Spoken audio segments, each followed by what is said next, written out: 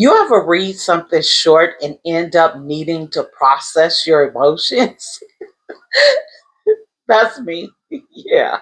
With these three books, sometimes it's not the thick books that hits the hardest. It's the short ones that leave you thinking, what just happened? You have friendships, prison breakups, love, and complex romance. These three books took me through it, and we're going to talk about it. My name is Raquel. Welcome and welcome back. So, first, we're going to start out with Pinky Promise by Kay Nicole. So this is about two friends, Mega and Ty. They are thick as thieves. They do everything together. They are BFFs. They share their secrets with each other. They play basketball. They even spend the night at each other's houses. So Ty is a little tomboyish. She's also a little bratty and a little spoiled. Mega is he has a short temper, a short fuse. He can pop off at any moment, but he is super protective and very loyal to Ty. Like all Ty has to do is say pinky promise and it's done. It doesn't matter what it is. Mega's going to do it. But what happens when Mega breaks his promise? So it's over. It's done. It is finished. One fun night out for Mega and Ty turns into a life altering event that leaves a crack in their friendship for the next 10 years. Yes, 10 years. That is a long time. So Ty comes for a visit and she's determined to get her friend back. Um, the problem is Mega's not really feeling it. Not really. But the things that Ty does to get him back, the antics are funny. This is the making of a female crash out. I love it. And there is a book too. It ended on a cliffhanger, but the second book is available, so there is no wait. I am really, really hoping that she like crashes out the way the guys do. But she's kind of on her way to it in book number one. I am enjoying this book, so I cannot wait to get to book number two. It's a really good book. It's a short, and I'm really getting into Kay Nicole. I have read a couple of her books so far. I read June, which was about a police officer. It was funny. It was good. I've read Warm Honey. That was really good. And I read something else by her, but I can't remember what it was. And then this one, Pinky Promise. What was the other book? I don't remember what the other book is, or maybe I've only read three books. At this moment, I can only think of three, but all three of them were good, and I am definitely looking forward to reading some more of her work. Then we're going to get into When It's Real by Nicole Jackson. Now, I don't know how many times I have told you guys that Nicole Jackson is one of my faves. Now, K. Nicole is kind of catching up. Don't tell nobody. But she is one of my faves. And so this one is about Bambi. Bambi is a ride or die, and she's holding down her man while he's in the slammer. Clink, clink.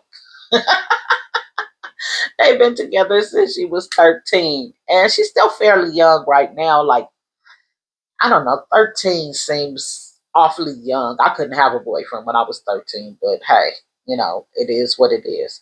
So, Too Low doesn't go without missing any collect calls from Bambi, Baby. What's her name? Wait a minute. Her name is Baby, Babi. So he never misses a day without calling her. He actually calls her several times a day, emails her, FaceTimes her. Like you would swear he wasn't even in the slammer, but he is. And like he has this kind of an entitled type attitude. At least that's the way I see it. But you know, if it's cool with Bob, with baby, it's cool with me because that's her man, not mine. And so baby does hair. She babysits. She cleans houses. She's just a hustler at heart. Like she's gonna get it done. And so one day she gets into a fight with this girl, and she winds up denting this fine man luxury car. And you know, he's telling her like, I need you to pay for my car. And she like, "Oh, I don't think so."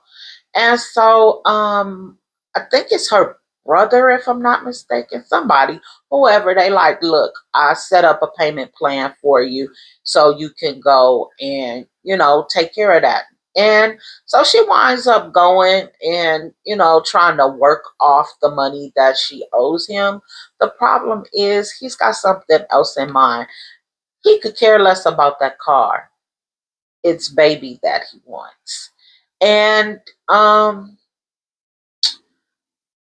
don't know if I would trust it. I really don't. I don't know if I would trust it based on the way he acts. And I'm not sure that she realizes that she just might be laying down with the devil, a fine, rich devil, but the devil nonetheless.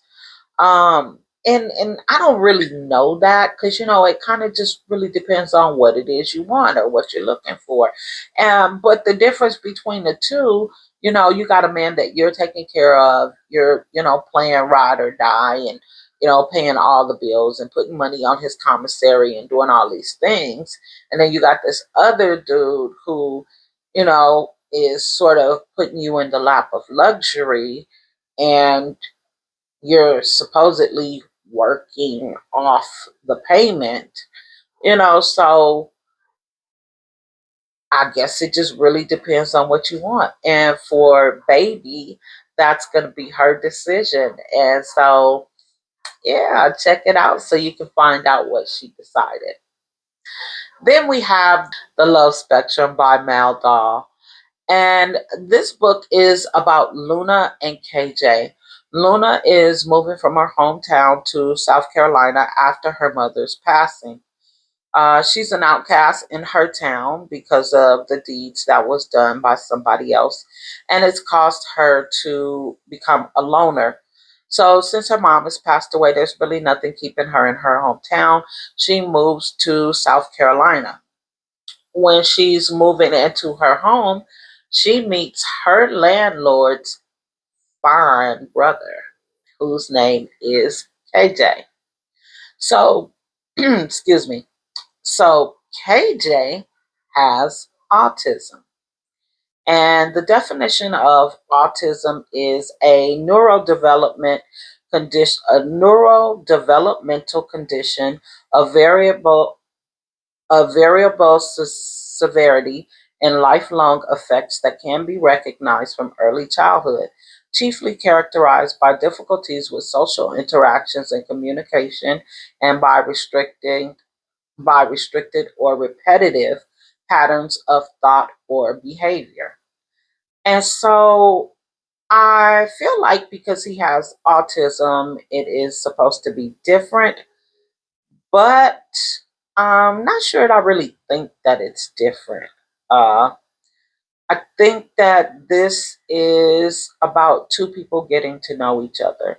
And because a person has autism, or not just autism, but any other neurodivergent disorder, we would grant them a certain amount of understanding, patience, you know, and imagine if we just did that for everybody, just in general. And I'm not trying to downplay uh, autism at all. What it is I'm trying to say is that at this point, there are so many autistic people that it feels like to me that it is just a part of being normal.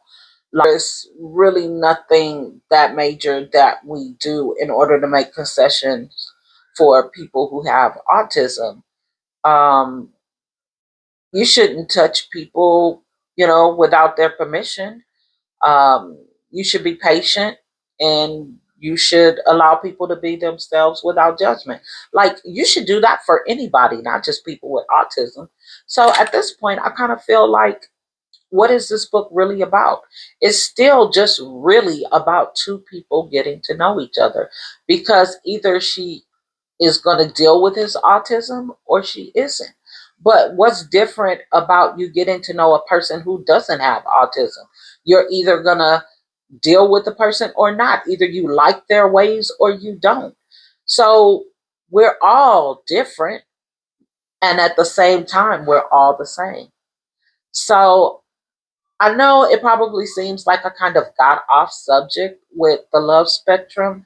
And to me, I really didn't, because I didn't want to talk about the book being about two people getting to know each other, because that's basically what happened. Two people getting to know each other. So I would have rather talked about the theme of the book, which was that this particular person had autism. So, anyways, I hope you enjoyed the video. And until next time, see you soon.